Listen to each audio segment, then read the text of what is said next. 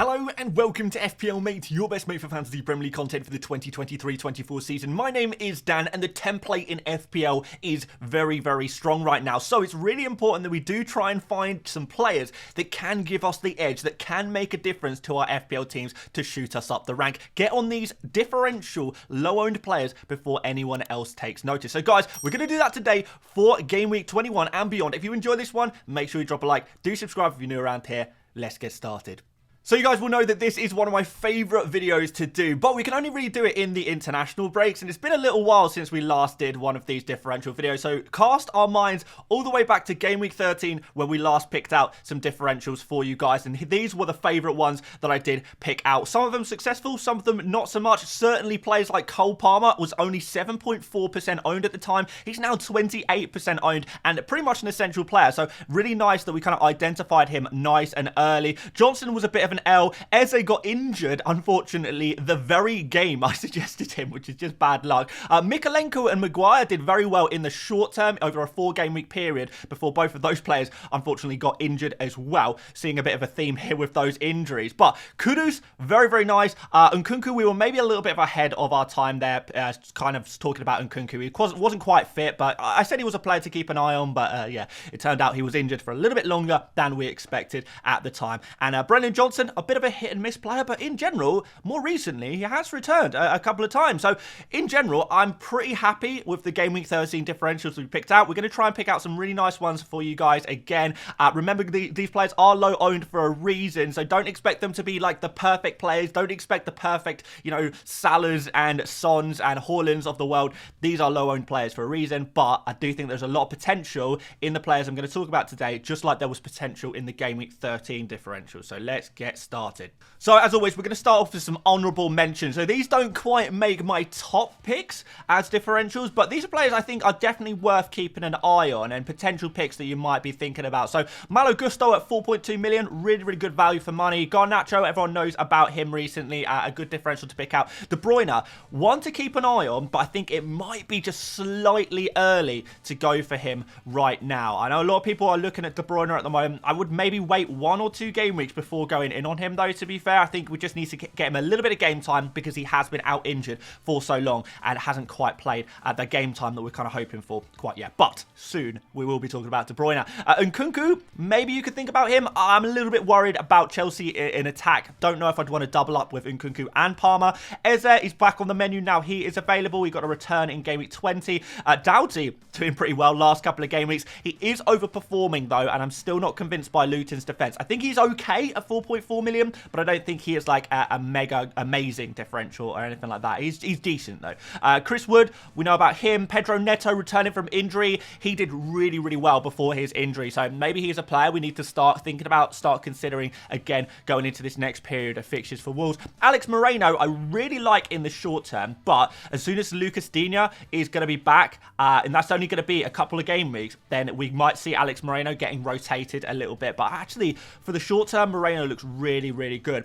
Petrovic for a goalkeeper, could go for him potentially. Brennan Johnson, may as well mention him as well. And finally, Hinchelwood, 4.5 million midfielder. He's been playing at right back for Brighton recently, and his underlying numbers are actually insane. They're really good. He's been taking plenty of shots, creating for his teammates as well. He's actually looking a really nice play. He started the last 3 games for Brighton. I wonder if that's going to continue, but 4.5 million midfielder, 0.1% ownership. I did just want to give him a little shout out because I think he's worth having a look at the very least, if you are looking for a cheap, like maybe a 6th attacker, 6th player, you know, to go into your midfielders, your cheap guy maybe. So yeah, definitely worth considering. But let's move on to the main guys. So first of all, Pervis Estupiñán, 18% owned, which makes him look like he is a very highly owned player, but in reality, he's not. And I bet if you are ranked within the top 1 million or 2 million, then Pervis Estupiñán is not going to be owned by more than maybe 4% of FPL managers. He really is not owned by the active managers. And the reason is because he was around 50% ownership in Game Week 1. So a lot of those inactive teams who have just kind of not really changed their team very much since Game Week 1, 2 or 3, they still are going to have Estupiñán still in their team. And moving forward into the future, for those active teams, for those top-ranking teams, very few people have Estupiñán, and the reason is because he's been injured for so long. Now, he had got an appearance off the bench, and he also got a full start for Brighton in game week 20, and during those 2 games, he got 2 returns. Yes, a goal in his sub-appearance and a clean sheet in that second appearance from Brighton. Brighton's defensive numbers are actually really improving, and we know from the start of the season that when Estupiñán is fit and available and playing, he's a super, super important player. Now, I love Brighton's fixtures as well. I think this is a top differential. Please do not be fooled by his 18% ownership. If you are an active FPL manager right now competing in the top 1 million, and if you are, congratulations by the way, because you're in the top 10%, then Estupiñán is going to be a differential for you. So why not go for him? 4.9 million, very, very cheap. We saw him all the way up to like 5.5 early on in the season. He is going to be a really nice differential with these fixtures in the next 3. I can see him getting some really decent points.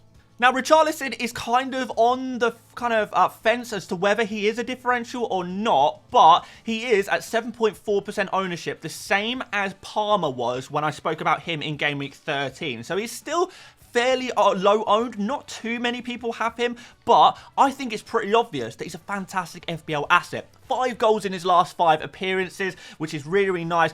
He is going to be the central striker for Spurs. He has been for us a few games now, and that's probably going to continue, maybe even for the rest of the season if you're lucky. And with Son out, I think Richarlison could be on penalties as well. Maybe James Maddison, when he's back in game week 22-ish, might take penalties from Richarlison, but certainly for game week 21 at least, he is going to be the penalty taker for Spurs. And we know Spurs are a great attack. It's an attack we want to invest in, and to get an out of position midfielder who's actually a forward at 6.9 million, I think it's a really good pick. He's been a good pick for a while, for a few game weeks now. He's still a good pick and definitely a nice differential to go for. If you want to go away from maybe the Bowen template, then maybe Richarlison is going to be that really nice replacement. Now, the fixtures are mixed, but I still, as always, have faith in the Spurs attack to do the business no matter what game they play in. Now, I like to stick a goalkeeper in these videos because I like to make sure we've got different players from different positions. I think Raya is probably the differential goalkeeper I would go for if you wanted to step away from the Areola template, for example. Now, Areola is good, don't get me wrong, but if you're happy to spend a little bit more money, the benefit of Raya is it means you don't have to have an Arsenal defender. Now, I'm looking through the defenders at the moment. We've got the likes of Trent Alexander-Arnold, Pedro Porro, Estupiñán obviously coming into that template, and maybe some Manchester City defenders as well might be nice to go for. So if that's the case, we don't really have as much room for an Arsenal defender in our FPL team, so maybe Raya is going to be the answer, the way to get into the Arsenal defense, and actually doing that at a slightly cheaper price as well, because he is cheaper than the Arsenal main starting defenders at the moment. So I think that's pretty nice. So Raya, definitely think he is on the cards as a decent goalkeeper to go for right now. 4.9 million, reasonably cheap still. We do know that Arsenal still are tracking with the best defensive numbers. Now, technically, that hasn't been going great recently, don't get me wrong. But when you look through all the goalkeepers, there's no real strong goalkeepers. There's no real strong defenses. The only other defense you could maybe make an argument that are as strong as Arsenal's are probably Liverpool right now. But you are going to be paying 5.5, 5.6 million for an Alisson. So it is a little bit more expensive. So I do still think Raya is a goalkeeper worth considering and a differential as well, and just a different way into the Arsenal defence that I think could work out if that's the way you wanted to go. If you still do have that faith in Arsenal defenders, but there are other defenders you also want to go for maybe the attacking returns, I think Raya is the solution. Pascal Gross is a player that I have been critical as an FPL pick in the past, and for good reason. Often he has been deployed as a kind of a central defensive midfielder or even as a defender in the Brighton team. But more recently, we have seen Pascal Gross playing as more of an attacking midfielder, which is actually kind of interesting. I think not a lot of people have kind of realised there has been a change in the way that Gross has been playing, in the kind of his role in the team. We know he's kind of on some set pieces. We know that he is also on penalties when João Pedro is not on the pitch, which is, kind of a mixed bag when João Pedro is going to be on the pitch. Gross, on the other hand, is a super nailed-on player for Brighton, which is kind of rare to say in this Brighton team. So if you like the look of these Brighton fixtures, and I definitely do like the look of these Brighton fixtures, then maybe Pascal Gross is the answer if you're looking to get in on the attack, perhaps. The underlying numbers are really good. He's got 2 assists recently, but he's generating a lot of XG, and that's by by virtue of taking a decent amount of shots. 21 key passes as well is definitely a very respectable number. You know, this is kind of one of the most creative players in the Premier League right now if you're looking at key passes. So, yeah, Pascal Gross, he's a new man. He's a changed man. He's playing in a more attacking position, and his underlying numbers suggest that there are going to be points coming up. Definitely so. So, 6.4 million. Hey, it's a decent pick at 4% ownership. And again, I think a lot of the people who do own Gross will be kind of those inactive Game Week 1 teams. So Gross is probably even more of a differential than this 4% suggests to us. So yeah, my mind has been changed recently on Pascal Gross. He's in a different position. I'm happy to change my mind on him. Let's go. He's a decent differential. Ezri Konsa at 3.2% ownership is also going to be a differential for your defenders. Now, he is obviously playing for an Aston Villa side that, you know, we don't see too many goals from the centre-backs, but we do see them occasionally. We see them from Pau Torres. We will occasionally see them from Ezri Konsa. They do generate a little bit of attacking potential. You can see in the last 5 game weeks, 0.3 XG and 0.46 XA for Konsa, often deployed as a makeshift right-back. So there is a little tiny bit of attacking and creative potential there from Konsa, but mostly we are going to be looking for the clean sheets with Aston Villa. Now, they haven't kept a huge amount recently, 1 in their last 5, but their defensive numbers are very good. Their defensive numbers are kind of in the top 5 in the Premier League right now, which is pretty impressive. We like that. And 4.6 million is a cheap price as well. So if you're just looking for a cheap defender at 4.6 and you want to try and get involved in some potential clean sheets as well as the very occasional attacking return, I think Ezri Konsa is a decent pick for that. Diogo Jota. Now, this is a differential I really like. 2.4% ownership. He is, you know, really a big differential at this point. He hasn't started a game in a little while now due to injury, but 2 sub-appearances in the last 2 game weeks, and he's got a goal and 2 assists during that period, which I think shows you what his potential is. He's played only 32 minutes-ish during this period as well, so we're talking, what, an attacking return every 10 minutes? Now, can he actually keep that up in a 90-minute game? No way. Of course he can't. But we know Diogo Jota historically has been a great asset in FPL whenever he has been starting. And guess what? Mo Salah is off to AFCON. He's going to be gone for 5 game weeks. So who is going to be playing as the right winger for Liverpool? Well, Diogo Jota is definitely a very good shout for that position. I think he will be the main right winger for Liverpool. Liverpool fans, let me know what you think about that one, but I think he will be.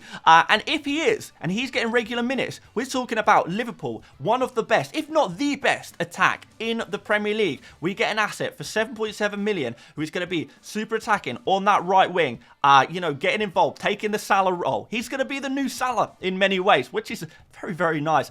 Maybe a temporary Salah for our FPL team. So yeah, I really love this differential. When I said earlier, you know, don't expect the same returns from these differentials as a Mo Salah. Well, with Diogo Jota, it genuinely could happen, minus the penalties, of course. But yeah, what a differential. Honestly, I'm really considering going for this guy. I think he could be a great Salah replacement, and actually a like-for-like Salah replacement as well. Now, a lot of people talk about Garnacho as that cheap midfielder, but not much talk about Anthony Elanga, who has been tracking with some decent numbers recently. In his last 5 appearances, 1 goal and 3 assists. That's very nice indeed. And his underlying numbers aren't so bad either. 1.38 XG, which does suggest he should be scoring a few more goals than he has been doing recently. And at 5.5, just 5 million, that's a really cheap price. This is a really cheap price. So this is one of those players that is, you know, not going to get you the mega scores necessarily. We're not talking about a player who is, you know, captain material or always going to, you know, get the huge scores. But if he can tick along nicely at 5 million, maybe gets an attacking return every other game week, maybe you play him in the easier game weeks and bench him for those other game weeks, I think that's pretty nice actually, and a real differential that not a lot of people will have in their FPL team. He seems to be the primary, well, at least one of the primary attacking threats in this Forest team at the moment. I quite like him as a bit of a differential. So if you want to go really out there, and by this point in the video, guys, we are talking about super differentials, you want to go out there, Elanga, I'm okay with that. I'm actually okay with that. And finally, the big man himself, Ivan Toney, 0.3% owned. This is a mega differential. This is an insane differential. It really is. Wow, oh wow. Guys, I don't know if you remember last season, but this guy was pretty much essential in our FPL teams. He is just so good as an FPL asset, scoring goals from open play, decent in the air, great finisher, and how about those penalties as well? We know Brentford like a penalty. They pretty much set up to win penalties, don't they? Because they know they're so good in that regard. And Tony is that penalty man. He's that penalty genius, isn't he? And the fixtures coming up, we look at Forest at home, Tottenham away. These are nice fixtures. Man City, not exactly keeping clean sheets at the moment, and Tony has done some damage against Man City in the past. Let me tell you that. Followed by Wolves, the fixtures are nice. Now, the question a lot of people will be asking around Tony is he too risky? He hasn't played Premier League football in such a long time. Is he going to be ready to come back straight away and bang? Is it going to take him a little while to get up to speed? Well, I guess maybe, but what I can tell you, and this is coming from Brentford fans, if Tony, his suspension ended halfway through a Premier League game, for example, he would be coming on at half-time because this player is so crucial to Brentford. He is their best player. He is their talisman. He is everything to them. And as soon as he is available, which is now, he will be getting all of the game time in the world. So no real concern about game time. It's not like he's coming back from an injury and needs to build his fitness back up or, you know, avoid risking a re-injury or anything like that. Tony is going to be so desperate to play at the first opportunity, and this is the first opportunity. So if you are feeling brave and you want to go for a 0.3% differential, this guy could be game-breaking, game-changing. He could be huge. And remember, guys, because of that Man City Brentford game that was postponed a couple of weeks ago, Tony's also going to have a double game week coming up very soon. So for me, I would love to get this guy in my team somehow. I think this, if going for him and getting in on him early, is really going to be, you know, a brag-worthy thing. Like, think, guys, in your FPL group chats, on Twitter, whatever, if you've got Tony before anyone else, that is going to feel very good if he returns. And looking at these next two fixtures, I can see him returning. Obviously, we're taking some numbers in this video from Fantasy Football Hub. You can see the predicted points at the bottom, and Tony's predicted points are actually really high, higher than most of the other players we've touched upon today. So he could be good. He really could be good, and I'd be super interested to hear if any of you guys are going for him. So those are the differentials I have come up with today, guys. I would love to hear from you. Are there any differentials that you are going to be bringing into your FPL team from Game Week 21 or beyond? I would love to hear who your differentials are, whether they're included in this video or maybe I've missed out some players. Let us know in the comment section. Make sure you drop a like if you enjoyed this one, and we'll make sure we keep doing the differential videos every time we get a break of some kind in the Premier League, because I love doing them. I hope you guys love them too, but just let me know by dropping a like, and do subscribe if you want more FPL content as well. But aside from that, guys, thank you so much for watching. We dropped a Game Week 21 wildcard draft yesterday, so feel free to check that out. But aside from that, thank you so much for watching once again, and I will see you later, mates. Bye-bye.